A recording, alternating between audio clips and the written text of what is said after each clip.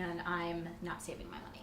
But I actually don't feel like I can save my money yet because I'm only 25 and I'm not making enough money to save. You have no money to save. But like, there are so many things that I want to do that I can't do because I don't have the money to do it. So like, what do you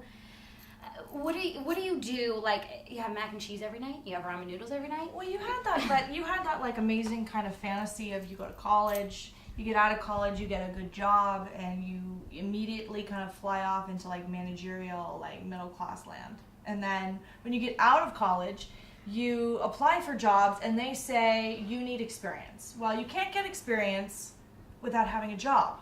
Exactly. And so, I mean, it got to a point where I started off on that like bottom low level when I am working with people that got their GEDs, and I'm $50,000, $60,000, $70,000 in debt with my university to get to that same point. What do you cut out though when you're like, all right, I'm not gonna get paid for 2 weeks, so this is what I have to do to save X amount of money, and this is what I have to cut out. Like I have to get my nails done. I don't care how much money I have. I've got to get my nails done. So I don't really know what that's But about. I'll cut out eating, so I don't have to. So I can go get my nails done. I cut out eating. You cut out eating?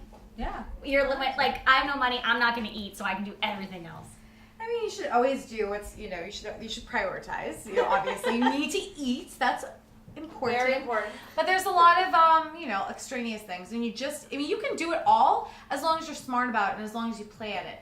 If you're just spending mindlessly, yeah, that's going to be a problem.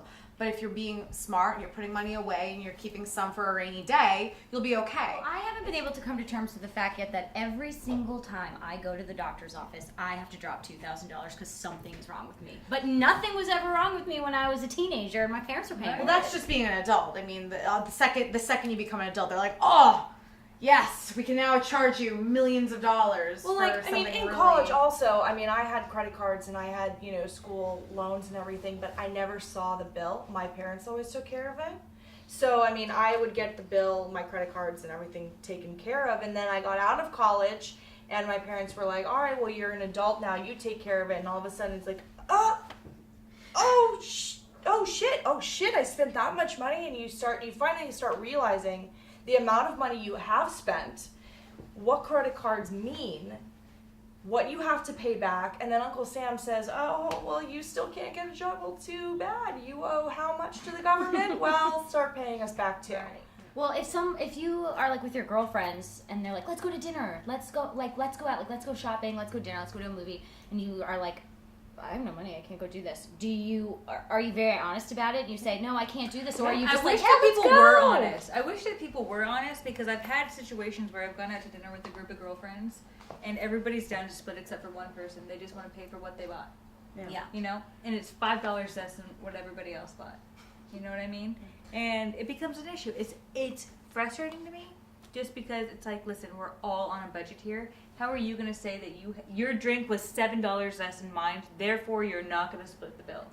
We all have the same amount of time. Everyone has that time. friend who nickel and dimes things to death, and it's difficult, and you don't want to be judgmental because you don't know what their situation is. I have my friends that are like, come on, like, I'll pay for you. Well, guess what? We go to the bar and they're not fucking paying for me, okay? I'm stuck with the bill. Or they do pay for you and then they expect you to pay them, right? Even out the bill. Back. Yeah. Eventually. Hey, you'll pay me back, don't worry about it. It's like, bitch, I won't. I said I didn't want to go out from the beginning. I said I had no money. Why are you still asking me to go out? Yeah. Fine, pay for the whole thing. You know. No, it's frustrating. My monthly rent is $500 more than half of my paycheck. So which is wow, right? That's not including bills. That's not including food, and it becomes a struggle. Yeah. And unfortunately, if you're going in a path towards what you want, you deal with it. Right. You figure out a way to deal with it. You take the job with less And trust money me, because you know every it's one gonna of get us you is going to somewhere. complain. We're all fucking complaining because we don't want to be in this situation, but there's thousands of us who are in this situation. Right. We're not the only ones, So budget it. Stop making excuses for why you can't do one thing or another. I find it frustrating. Every time Yeah. I go out, I'm going to hear it in my head Anne saying, just budget it, bitch. Just Yeah. budget Right? your money. No, I know, and I totally don't mean that. I'm always the one with the credit card being like, I got $5 extra $100 on my credit card limit. Drinks all around, and then the next day I'm like,